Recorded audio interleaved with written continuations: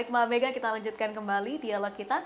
Nah, dengan penggunaan EBT yang porsinya mencapai 30% di WMP saat ini, seberapa besar sih sebenarnya efisiensi yang dapat dilakukan oleh perusahaan dengan menggunakan energi baru terbarukan atau EBT ini? Dengan menggunakan EBT ini, Mbak, efisiensi terhadap energi itu sekitar 30%, up to 30% lah.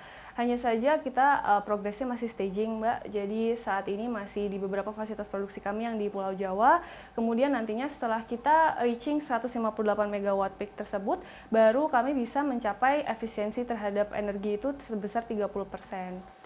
Oke. Nah, menggunakan EBT ini sendiri begitu ya untuk kegiatan produksi perusahaan, apakah memiliki sejumlah tantangan juga? Karena kita ketahui juga kan kita saat ini masih berada dalam musim hujan begitu ya Mbak Mega? Iya, betul. Sebetulnya kalau masalah musim hujan bukan tantangan untuk kami, Mbak. Saat ini tantangannya sebetulnya dari sisi supply untuk solar panel tersebut, karena dari beberapa negara lainnya juga sedang melakukan investasi terhadap EBT tersebut. Namun kami sudah berhasil mensecure bersama dengan partner kami. Jadi development ini tidak hanya kami lakukan sendiri, namun juga bekerja sama dengan mitra-mitra kami gitu. Oke. Nah, selain penggunaan dari EBT ini yang juga pastinya menghemat biaya begitu ya Mbak Mega, mungkin langkah-langkah efisiensi apa yang akan diambil oleh WMP di tahun ini? Efisiensinya terhadap biaya sebetulnya dengan adanya integrated farm tersebut, Mbak. Jadi bisnis model kami yang baru ini akan menimbulkan efisiensi biaya tidak hanya terhadap kebutuhan energi, tapi juga terhadap kebutuhan kompos dan juga bahan baku terhadap feed material kami gitu. Karena model dari integrated farm ini sebetulnya mungkin saya ceritakan sedikit aja ya Mbak ya. Jadi nantinya di satu titik lokasi itu akan ada beberapa fasilitas, yaitu yang pertama adalah integrated cattle farm, kemudian ada integrated poultry farm, kemudian akan ada juga corn plantation dan disupport oleh renewable energy dan juga biofertilizers production facilities. Mungkin bingung ya Mbak ya kalau ada banyak begini.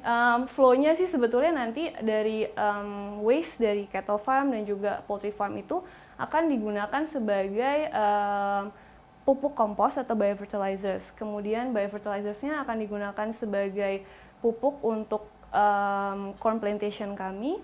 Dan nantinya corn plantation ini akan menjadi support terhadap raw material for feed untuk poultry business kami dan juga cattle business kami. Nah, dari flow ini kami bisa mendapatkan efisiensi biaya juga sekitar 20 hingga 30%. Oke, berarti integrasi ini juga merupakan salah satu langkah efisiensi atau juga penghematan ya kalau kita lihat di WMP, karena semua sepertinya mulai dari produksinya ini semuanya terintegrasi gitu di WMP. Iya. Nah, mungkin selanjutnya masih terkait dengan efisiensi ini begitu ya Mbak. Kira-kira untuk target penghematannya sendiri nanti di tahun 2022 ini dengan adanya integrated farming ini kira-kira di kisaran berapa? Sebetulnya masih staging ya Mbak. Untuk saat ini di 2022 kami masih dalam proses untuk securing fasilitasnya atau lokasinya. Kemudian efek dari efisiensi ini akan bisa terlihat setelah 5 tahun ke depan gitu. Setelah kita berhasil untuk mendevelop di 3 titik lokasi tersebut. Tapi untuk membangun atau membina integrated farming ini apakah ada tantangannya Mbak Mega? Ya mungkin tantangannya lebih ke dari pencarian partner gitu ya Mbak, karena kami mungkin untuk develop sendiri untuk kapitalnya tentu perlu banyak ya Mbak ya, jadi kita juga saat ini masih mencari partner, strategic partner untuk mendevelop di beberapa lokasi tersebut. Oke, kalau untuk kelebihan dari integrated farming ini selain dari efisiensi yang tadi sudah kita bahas, ini kira-kira apa? Karena kita ketahui juga mungkin integrated farming ini belum terlalu familiar ya di Indonesia, sepertinya WMP merupakan salah satu yang pertama nih. Iya, untuk benefitnya selain dari efisiensi biaya tersebut, kita juga bisa improving ekonomi di surrounding areas Mbak. Karena yang di-develop ini tidak hanya di area Jawa kan, tapi di area Sumatera, kemudian Sulawesi, dan juga Merauke. Jadi kami juga akan bekerja sama dengan mitra-mitra atau penduduk lokal untuk improving their welfare, atau kita bisa bekerja sama untuk peternakan-peternakan kami gitu. Oke, nah kalau untuk produktivitas sendiri, apakah dengan integrated farming ini akan lebih membaik atau meningkat ke depannya? Tentu Mbak, untuk productivity tentu akan meningkat karena kapasitas kita juga meningkat. Kemudian market capaian kita juga akan meningkat karena untuk saat ini kan market area kami masih di Pulau Jawa dan juga Bali. nantinya kami juga akan bisa tap into market di Sumatera, kemudian Sulawesi, dan juga di Merauke. Oke, nah mungkin selanjutnya berbicara terkait dengan ekspansi, tadi kita sudah bahas sedikit dan juga tadi Mbak Mega sudah mengatakan ada rencana ekspor nih ke depannya ya. Kira-kira kalau untuk tujuan atau mungkin yang masih dalam perkiraan saat ini begitu ya, kira-kira tertariknya untuk mungkin pasar ekspornya yang mana saja nih Mbak Mega? Bocoran ya Mbak. Ini mungkin kita targetnya sih kebetulan di Middle East atau di surrounding Southeast Asia countries dulu sementara, karena demand-nya memang banyak di Middle East untuk yang ayam dan juga proses produksinya, sedangkan untuk di Southeast Asia mungkin kami akan fokus di ekspor ayam tadi.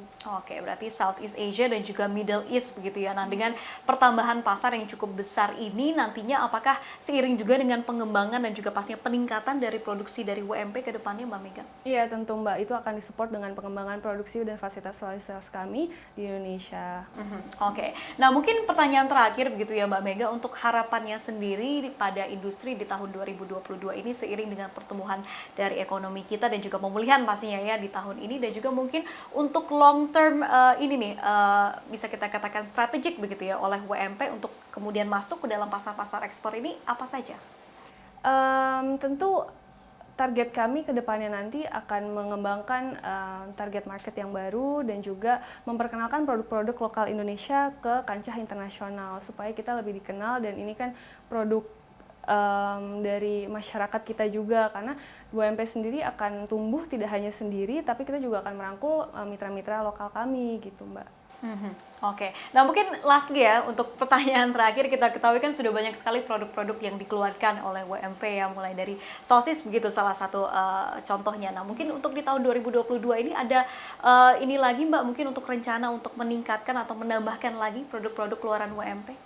Tentu Mbak, kita juga saat ini masih dalam masa research and development untuk produk-produk kami supaya lebih dikenal di masyarakat dan juga lebih cocok dengan lidah lokal Mbak. Jadi yang akan kami kembangkan mungkin selain sosis juga ada nuggets dan juga ada bakery gitu.